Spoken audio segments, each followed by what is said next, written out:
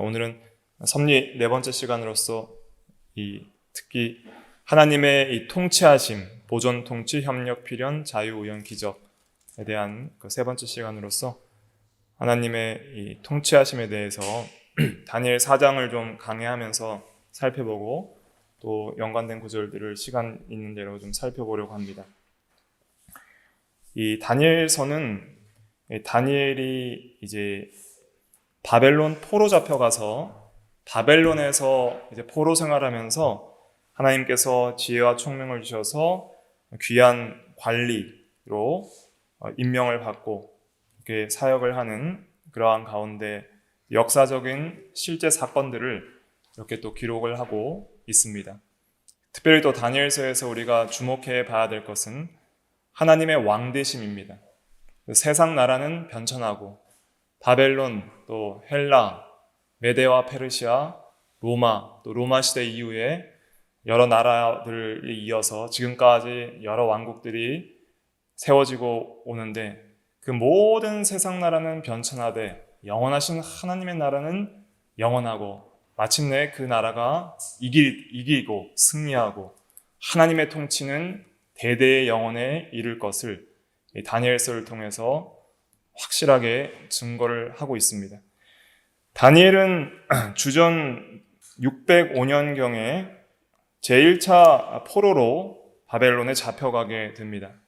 그 당시 이제 왕이 느부갓네살 왕이었습니다. 그리고 이 다니엘 4장은 약 한 주전 570년경에 일어난 일을 기록을 하고 있습니다. 이 느부갓네살 왕이 다니엘이 꿈을 해석하는 놀라운 지혜를 보임으로 말미암아 특별히 다니엘 2장에서 그를 높여서 이제는 바벨론 온 지방을 다스리게 하며 바벨론 모든 지혜자의 어른으로 삼았다는 말씀이 2장 28절에 기록이 되어 있습니다.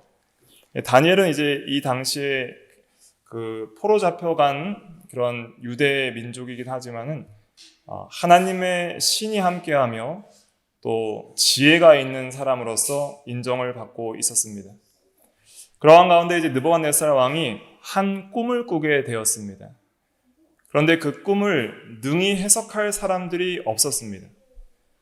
그래서 그 꿈을 해석하라고 6절에 보니까 모든 지혜자들을 불러서 이제는 해석을 알게 하라 하였는데 그때 여러 박수술객 술사 점쟁이들이 왔지만은 그 꿈을 해석해 줄 사람이 없었습니다. 왜냐하면 그 꿈은 이 성경에 기록된 꿈으로서 하나님의 특별 계시이기 때문입니다. 하나님의 뜻을 나타내는 하나님의 계시이기 때문에 그러한 계시는 하나님의 신인 성령의 지혜가 아니고는 절대로 해석을 할 수 없기 때문에 인간의 지혜로 해석할 수 없음을 여기서 보여주고 있는 것입니다. 그래서 하나님의 지혜가 있고 하나님의 영이 함께하는 다니엘을 이 느부갓네살이 부르게 됩니다. 8절에 보니까 그 후에 다니엘이 내 앞에 들어왔으니 그는 내 신의 이름을 따라 벨드사살이라 이름한 자요 그 안에는 거룩한 신들의 영이 있는지라. 그리고 그 다니엘에게 이제 꿈을 이야기를 하게 됩니다. 근데 느부갓네살 왕은 신자라고 볼 수는 없습니다. 그가 하나님의 계시도 받았고 나중엔 하나님의 영광을 찬양하지만은 그가 하나님에 대해서 바르게 알고 있지 않았습니다. 그걸 어디에서 알 수 있냐면 8절에 보니까 이 벨드사살이라 이름한 것을 통해서 알 수 있습니다. 이 벨이라는 것은 무엇이냐면 바벨론 나라의 주신입니다. 가장 주된 신이 벨이에요. 벨. 그리고 벨드사살이라는 이름의 뜻은 벨이여 그의 생명을 지켜 주옵소서 이런 뜻입니다. 그래서 그 바벨론 왕의 주신의 이름을 따서 다니엘의 이름을 벨드사살로 바꾸어 버렸습니다. 계명을 한 거죠. 다니엘은 하나님이 심판하신다는 굉장히 은혜스러운 이름인데 그것을 바꾸어서 바벨론 신의 이름을 따라 이름을 지었고 그 다음에 그 안에는 어떤 성령의 함께하심이 있는 자라고 보지 않고 다신론에 따라서 거룩한 신들의 영이 있는 자라고 그렇게 이해하고 있었습니다. 그렇기 때문에 이 느부갓네살 왕은 이방 종교적인 그런 신앙 안에서 해석을 했던 것입니다. 하지만 하나님께서는 이렇게 믿지 않는 이방 통치자의 마음과 입술을 통해서 하나님의 진리를 계시할 수 있고, 또 그런 통치자의 입술을 통해서 하나님의 영광을 찬양하게 하셨던 것입니다. 이 바벨론 나라는 당시 BC 한 600년대 당시에 세계를 제패하는 가장 강한 나라였습니다.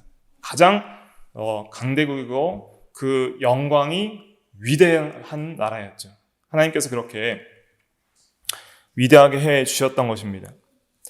그 바벨론 왕 느부갓네살 왕이 이제 꿈을 꾸었는데, 그 꿈이 내용이 무엇이냐면 간단합니다. 내용이 무엇이냐면은 환상을 보았는데 10절에 보니까 땅의 중앙에 한 나무가 있었습니다. 근데 그 나무가 높이가 높은데, 얼마나 높으냐면은 그 높이가 하늘 끝에 닿았다 그랬습니다. 그리고 하늘 끝까지 닿은 나무이기 때문에 이 땅 끝에서도, 세상 끝 멀리에서도 그 끝이 보일 정도로 그렇게 높은 나무가 있었고, 그 잎사귀는 아름답고 그 열매는 많아서 만민의 먹을 것이 될 만하고, 들짐승이 그 그늘에 있으며 공중에 나는 새는 그 가지에 깃들이고 육체를 가진 모든 것이 거기에서 먹을 것을 얻더라 그랬습니다. 그래서 이 나무는 느부갓네살 왕을 가리킨다 그랬습니다.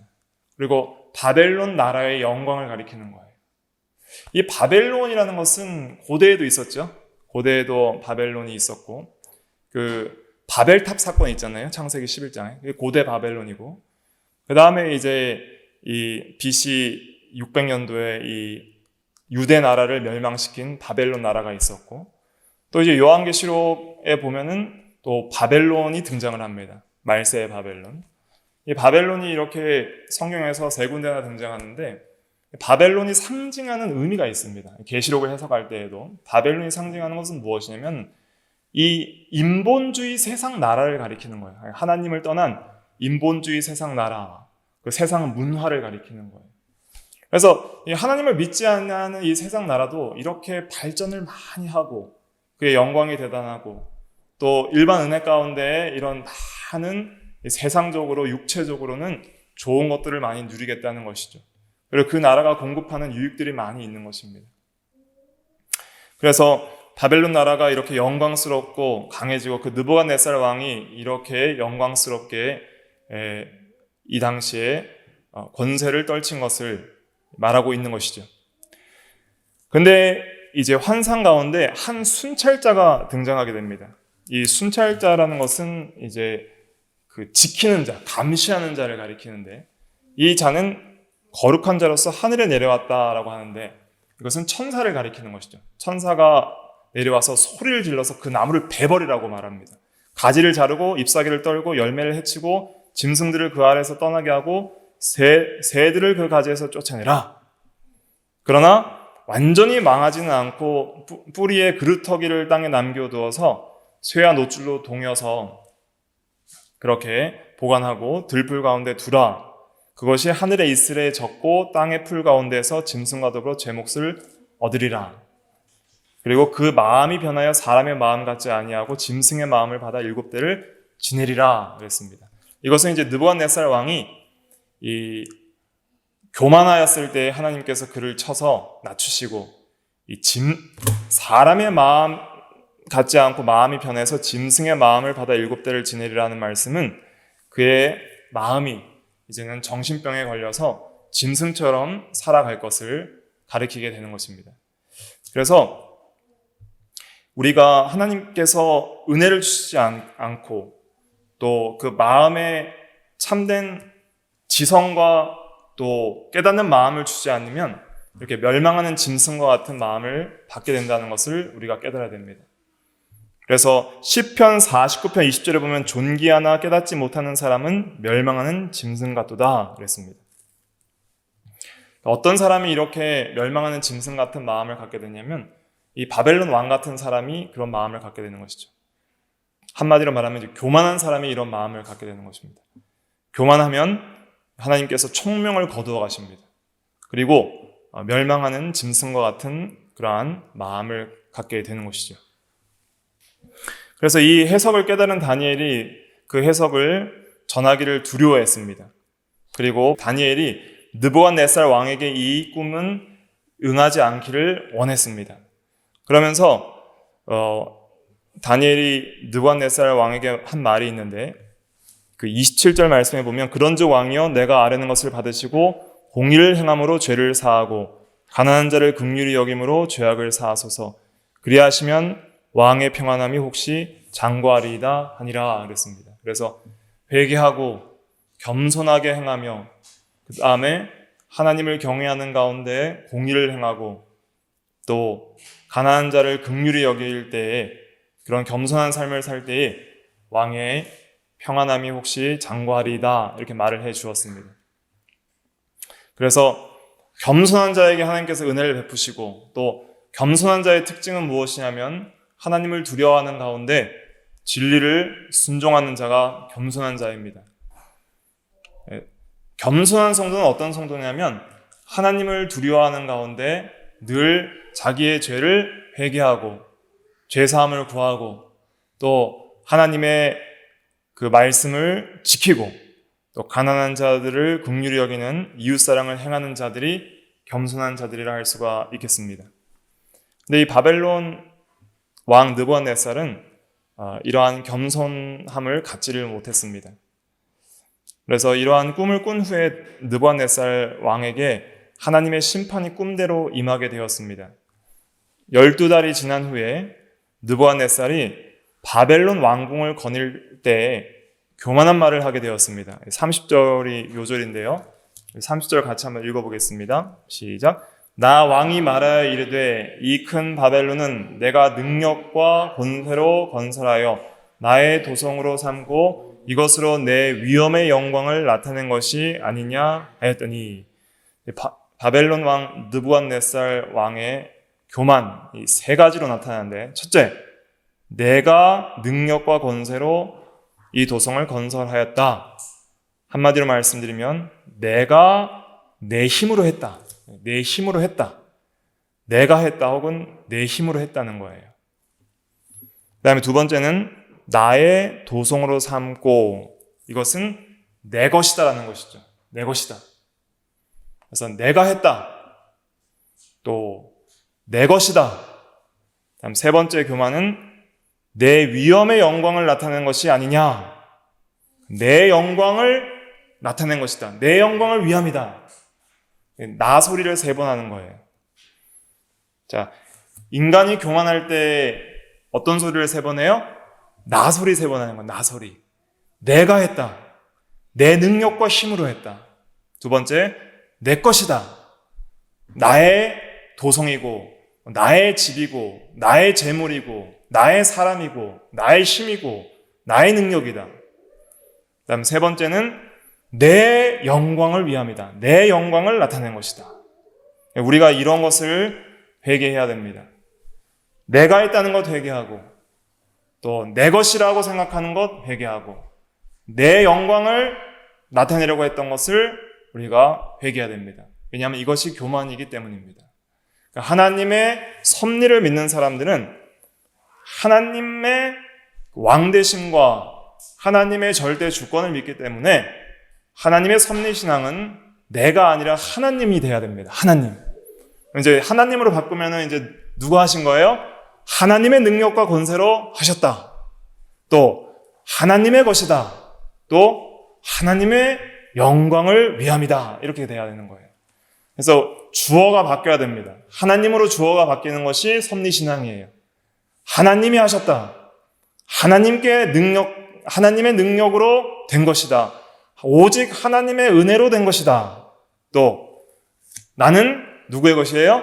하나님의 것이다. 내가 가지고 있는 모든 것도 누구의 것이에요? 하나님의 것이다.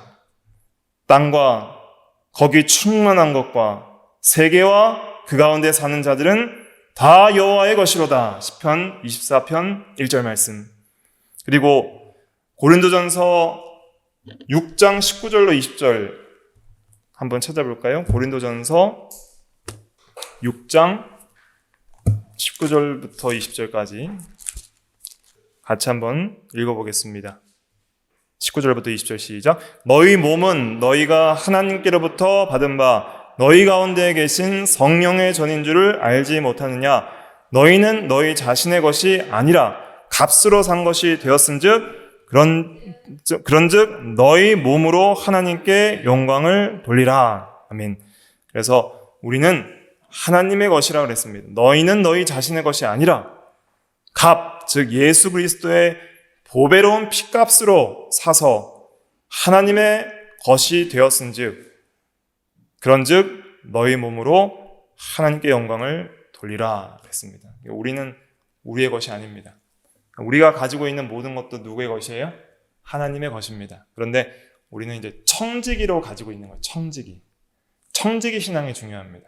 청지기는 뭐죠? 주인의 것을 맡아 관리하는 사람이 청지기입니다. 그래서 하나님께서 우리 몸과 영혼을 주셨어요.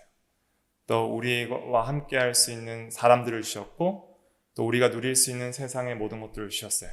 이것을 왜 주셨냐면은 이것을 잘 다스리고 사용해서 하나님의 영광을 드러내게 하기 위해서 이 모든 것을 주시고 또 우리가 누릴 수 있도록 우리에게 은혜로 주신 것입니다. 그런데 이것이 하나님이 주심과 하나님의 것임을 인정하지 않고 마치 내 힘으로 차지하고 나의 것으로만 생각하는 그러한 신앙, 오류는 그것이 바로 불신앙이고 교만한 마음이 되는 것입니다. 그리고 자기의 영광을 위하여 사는 것이 그것이 이 교만한 마음이 되는 것입니다. 그래서 나 소리 세 번 하면 어떻게 돼요? 나 소리 세 번 하면 망한다. 이걸 우리가 기억해야 됩니다. 나 소리 세 번 하면 망한다. 내가 했다, 내 것이다, 내 영광을 위함이다. 이렇게 나 왕이 말하여 이를 때 그때 어떻게 되었냐면 31절 같이 읽어볼게요. 시작. 이 말이 아직도 나의 왕의 입에 있을 때에 하늘에서 소리가 내려 이르되 느부갓네살 왕아 내게 말하노니 나라의 왕위가 내게서 떠났느니라. 아직 왕의 입에 있을 때 아직 말이 끝나기도 전에 하늘에서 소리가 내려서 왕위를 패해버렸습니다. 그때 느부갓네살 왕이 사람에게서 쫓겨나서 들짐승과 함께 살면서 소처럼 풀 먹을 것이요. 그러니까 짐승처럼 산 거예요. 정신병에 걸려서 들에서 짐승처럼 살면서 7대를 지냈다 그랬습니다. 7대는 정확히 어떤 때인지 모르지만 7은 하나님의 수요 만수입니다. 그래서 하나님이 예정하신 때가 찰 때까지 지낸다는 뜻입니다. 7대라는 것은. 그렇게 지냄으로써 중요한 것은 지극히 높으신 이가 사람의 나라를 다스리시며 자기의 뜻대로 그것을 누구에게든지 주시는 줄을 알기까지 이르리라 그랬습니다. 그래서 지극히 높으신 이가 이 사람의 나라를 다스린다는 것을 우리가 믿어야 됩니다. 우리가 그냥 사는 게 아닙니다. 그냥 어떤 필연적인 자연 법칙대로 그것만이 다가 아니고 또 그냥 우연히 사는 것도 아니고 또 내 자유대로 사는 것도 아닙니다. 그것은 다 제2 원인들이라 그랬어요. 그 모든 것들 위에 지극히 높으신 이의 제1 원인 되시는 하나님께서 통치하십니다. 그리고 자기 뜻대로 무엇이든지 누구에게 주십니다. 그것이 하나님의 섭리를 믿는 신앙입니다. 근데 그 하나님이 누구신가? 우리 아버지시라는 거예요. 그 하나님이 누구신가? 독생자까지 아낌없이 우리에게 내어주신 지극히 긍휼과 사랑이 풍성하신 하나님이시다. 그 하나님께서 모든 나라를 다스리시니 우리는 그 하나님을 의지하며 살 수밖에 없다는 것을 깨닫게 되는 것이죠. 세상을 의지하지 말고 자기를 의지하지 말고 하나님을 의지하는 신앙으로 살 때에 성도는 참된 안식을 누리게 되고 하나님께서 그러한 자와 함께 하십니다. 그리고 교만한 자를 물리치시고 겸손한 자에게 은혜를 베풀어 주시는 하나님이십니다. 하나님의 은혜를 받고자 하는 자들은 겸손해야 됩니다. 나 소리를 하지 아니하고 오직 하나님께 영광을 돌리고자 하는 마음으로 하나님을 높일 때에 하나님께서 그러한 자에게 하나님의 뜻대로 하나님께서 가장 좋은 것으로 채워주시는 것입니다. 그러면 이 느부갓네살 왕이 이렇게 교만할 때에 하나님께서 낮추시는 하나님의 징계를 경험했습니다. 그래서 여기서 또 우리가 알아야 될 것은 무엇이냐면 하나님께서 반드시 심판하신다는 거예요. 하나님께서 교만한 자들 심판하시고 하나님께서 반드시 악한 행위들을 심판하십니다. 하나님께서 심판하신다는 것도 섭리의 증거입니다. 악인들이 반드시 심판을 받습니다. 현세에서도 그 악행이 드러나서 하나님이 징벌하실 때가 있고, 또 이 현세에서 징벌을 다 받지 못하는 악인들은 언제 심판받아요? 최후 심판이 있습니다. 마지막 백보자 심판, 마태복음 25장에 증거하는 백보자 앞에 주 예수 그리스도께서 심판하시는 심판, 모든 행한 대로 심판하시는 심판이 있다는 것을 우리가 깨달아야 됩니다. 그런데 우리 성도들에게 감사한 것은 우리 성도들은 예수 그리스도께서 대신 심판받으셨기 때문에 지옥 심판은 면하는 거예요. 근데 우리에게도 심판이 있습니다. 우리 각 사람은 그리스도의 심판대 앞에 드러나 행한 대로 받는다는 말씀이 고린도 후서 5장 10절에 있습니다. 우리가 다 반드시 그리스도의 심판대 앞에 나타나게 되어 각각 선악간에 그 몸으로 행한 것을 따라 받으려 함이라. 그래서 선을 행하고 또 하나님 앞에 하나님 뜻대로 행한 사람들은 많은 상급을 받고, 그렇게 하지 못한 자들은 또 적게 받는 그러한 상급 심판이 있습니다. 그 상급의 궁극적인 것은 하나님 자신이 되는 것이죠. 그래서 우리도 주님 앞에 심판대 앞에 드러나서 각각 선악간에 행한 대로 낱낱이 고할 것을 우리가 깨닫고 하나님 앞에서 사는 우리가 다 되어야 되는 것입니다. 이렇게 느부갓네살 왕이 심판을 받고 지극히 높은, 그러니까 하늘 끝까지 높았던 그 높은 영광이 완전히 땅 아래까지 낮아져서 그렇게 하나님께서 낮추시는 이 경험을 하고 하나님의 정하신 때인 7대를 지나게 됩니다. 그 기한이 차게 됐습니다. 34절 같이 한번 읽어볼게요. 시작. 그 기한이 차매 나 느부갓네살이 하늘을 우러러 보았더니 내 총명이 다시 내게로 돌아온지라. 이에 내가 지극히 높으신 이에게 감사하며 영생하시는 이를 찬양하고 경배하나니 그 권세는 영원한 권세요 그 나라는 대대에 이르리로다. 하나님께서 다시 총명을 회복시켜 주셨습니다. 다시 그 영광을 회복시켜 주셨습니다. 어떻게 할 때 그렇게 되었습니까? 성경은 어떻게 할 때 느부갓네살이 회복됐다고 말하고 있어요? 하늘을 우러러 보았더니, 하늘을 우러러 보았더니 회복이 된 거예요. 그래서 자기의 영광을 위하여 살던 모든 마음들을 내려놓고 이제는 하나님을 우러러보고 하나님의 영광을 높이 생각하고 하나님께서 세상 나라를 다스리시는 지극히 높으신 이라는 것을 깨닫고 하나님 앞에 겸손히 행하며 하나님을 높이 우러러볼 때에, 그때에 비로소 느부갓네살 왕의 총명이 다시 돌아왔다 그랬습니다. 그래서 우리가 이러한 것을 통해서 우리가 하나님을 지극히 높으신 분으로 생각하고 두려워하는 마음을 가져야 됩니다. 이 세상은 그냥 저냥 돌아가는 것이 아닙니다. 지극히 높으신 하나님께서 모든 세상 나라들을 다스리시고 자기의 뜻대로 행하십니다. 그 하나님은 전능하신 하나님이시요 지극히 높으신 하나님이시요 선하신 하나님이십니다. 그 하나님 앞에 교만히 행하는 자들은 하나님께서 은혜를 거두어 가십니다. 총명도 거두어 가시고 또 내가 내 것이라고 여겼던 것, 내 힘으로 생각했던 것, 내 영광을 위해 했던 모든 것들을 거두어 가십니다. 내가 했다고 자랑할 만한 것들, 나의 것이라고 여겼던 것들, 내 영광이라고 생각했던 모든 것들을 거두어 가십니다. 우리가 그래서 하나님을 두려워해야 됩니다. 하나님의 절대 주권과 그 섭리하심을 우리가 믿어야 되는 것이죠. 35절이 요절인데요. 35절 같이 읽어볼게요. 시작. 땅의 모든 사람들을 없는 것 같이 여기시며 하늘의 군대에게든지 땅의 사람에게든지 그는 자기 뜻대로 행하시나니 그의 손을 금하든지 혹시 이르기를 내가 무엇을 하느냐고 할 자가 아무도 없도다. 땅의 모든 사람들을 없는 것 같이 여기실 정도로 하나님은 지극히 높으신 하나님이십니다. 그러니까 땅에서 우리 모든 사람들을 다 합쳐도 수에칠 가치가 없을 정도로 하나님은 상대적으로 지극히 높으시다는 것을 깨닫는 것이 신앙입니다. 성도가 신앙이 좋아질수록 어떻게 되냐면 하나님의 지극히 높으심을 깨닫게 되고 하나님의 영광만을 위하여 살기를 간절히 소망하면서 자기의 영광은 없는 것 같이 여겨지는 거예요. 그것이 참된 신앙입니다.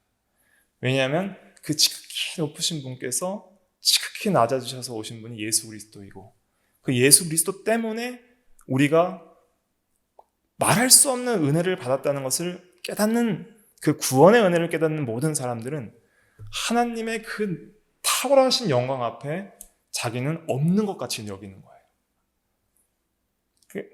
나 소리가 나올 수가 없는 거예요. 그렇기 때문에 모든 것이 하나님의 은혜입니다. 모든 것이 하나님의 것입니다. 모든 것이 하나님의 영광을 위한 것입니다. 라는 고백밖에는 감히 할 수가 없게 그렇게 두렵고 떨림으로 하나님 앞에 서 나가는 사람들이 참된 성도요 신앙이 자라나면서 경험하게 되는 그런 성도 안에 있는 마음의 변화입니다. 그런데 내가 하나님을 아직 믿는다고 하지만은 하나님에 대한 그 경외심과 두려움이 없고 하나님의 영광이 얼마나 위대한지에 대한 그런 그 진리에 대한 깨달음이 없이 그냥 자기의 마음대로 이 세상의 주인이며 이 세상의 중심이 자기인 것처럼 그렇게 살아가는 사람들은 사실은 교만한 것입니다. 그렇기 때문에 우리는 그러한 교만들을 회개해야 됩니다. 근데 우리가 얼마나 교만합니까? 우리가 얼마나 시시때때로 하나님을 마음에서 떠납니까? 그런데도 하나님의 즉각 느부갓네살처럼 그 입에 말이 있을 때 쳤으면 우리는 살아남을 자가 없는 거예요. 근데 하나님께서는 우리 성도를 지극히 사랑하시기 때문에 행한 대로 다 벌하지 아니하시고 오래 참고 회개하기를 기다리십니다. 그러면서 다시 하나님께로 돌아오기를 원하시는 거예요. 그런데도 오래 참다가 안 돌아오면 한 번씩 매를 탁탁 때리십니다. 성도는 반드시 매를 맞습니다. 왜냐하면 사랑하는 자를 징계하는 것이 아버지의 부성적 사랑이기 때문이죠.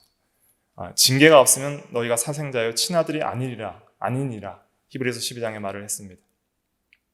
그래서 우리는 하늘의 군대에게든지 즉 천사들에게든지 땅의 사람에게든지 그는 자기의 뜻대로 행하시나니 그의 손을 금하든지 혹시 이르기를 내가 무엇을 하느냐고 할 자가 아무도 없도다 라고 했습니다. 그래서 하나님께서는 그 주권적인 뜻대로 모든 것을 선하게 행하신다는 것을 우리가 믿고 우리가 해야 될 것은 무엇이냐면 하나님을 겸손히 의지하는 거예요. 하나님을 겸손히 의지하는 사람들이 하나님께 은혜를 받게 됩니다. 그래서 오늘 한 가지 확실하게 마음속에 가져가고 가셔야 될 건 뭐냐면 하나님은 겸손한 자에게 은혜를 베푸시고 교만한 자를 낮추십니다. 자, 뭐 소리 세 번 하면 망해요? 나 소리 세 번 하면 망합니다.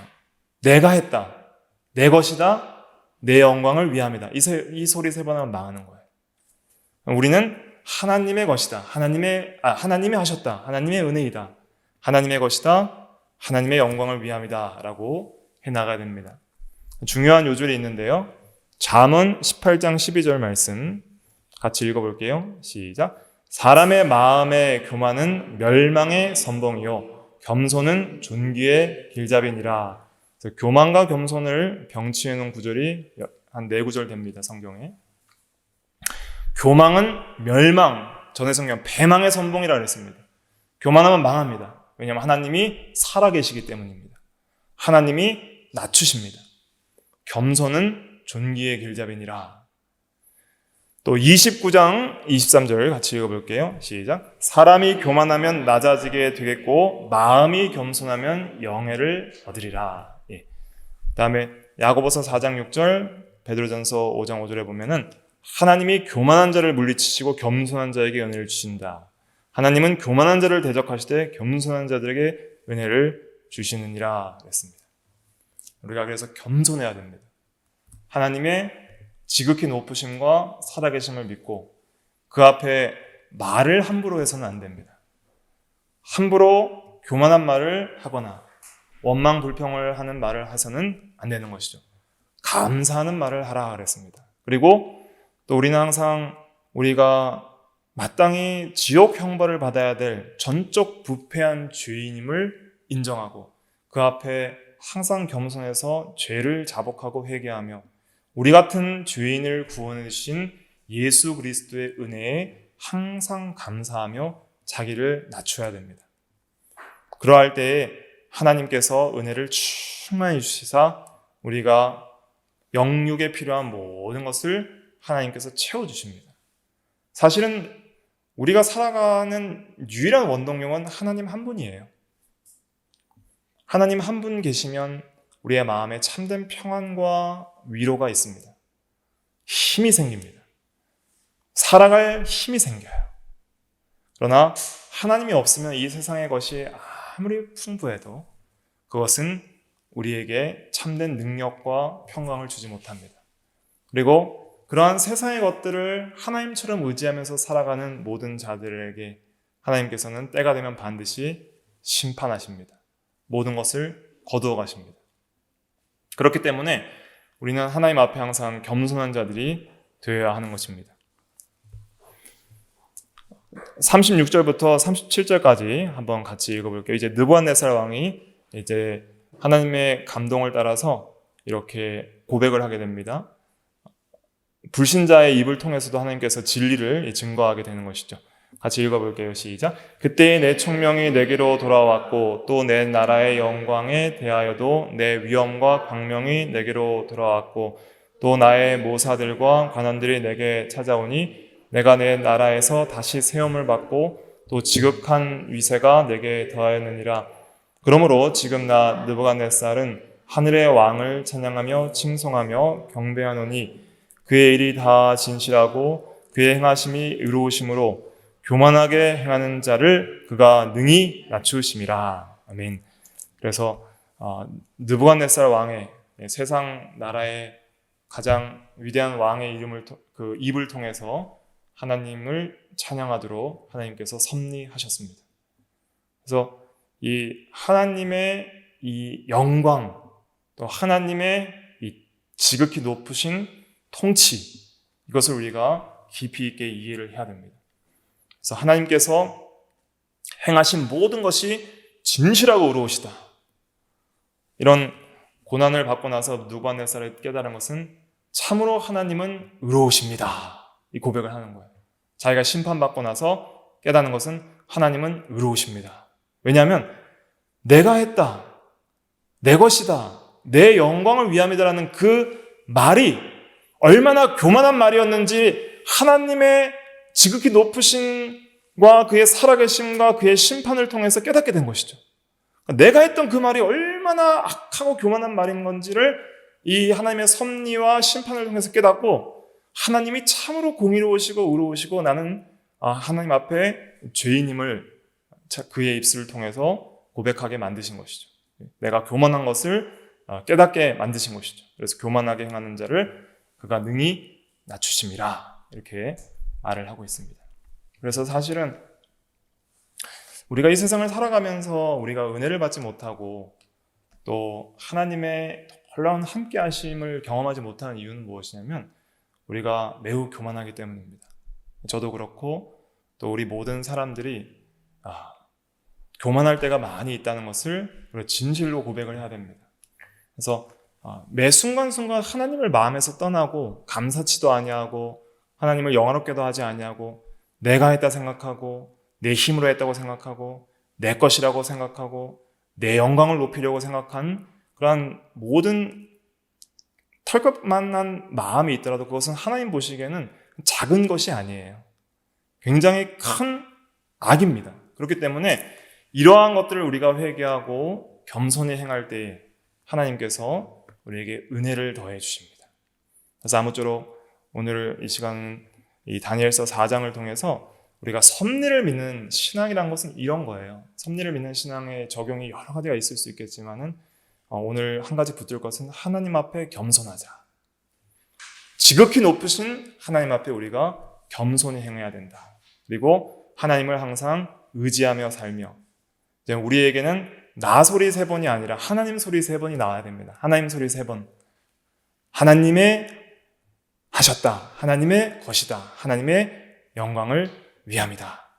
이러한 신앙의 중심을 가지고 교만한 자를 물리치시고 겸손한 자에게 은혜를 베풀어 주시는 하나님께 우리가 매일 무엇을 구해야 될까요?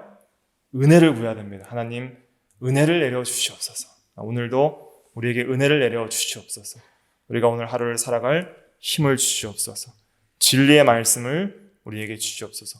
오늘 하루 일용할 양식을 주시옵소서. 근데 그 일용할 양식에는 우리가 오늘 육적으로 먹을 양식뿐만 아니라 더 먼저는 뭘 구하는 거예요? 하나님의 말씀, 영혼의 양식을 구하는 것입니다.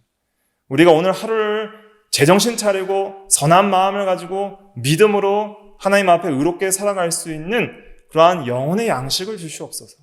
이러한 고백들이 우리의 심령 속에 있어야 합니다. 그것이 겸손한 마음이에요. 항상 하나님 의지하고 구하는 마음. 그럴 때 하나님께서 은혜를 주시는 것입니다. 기도하겠습니다.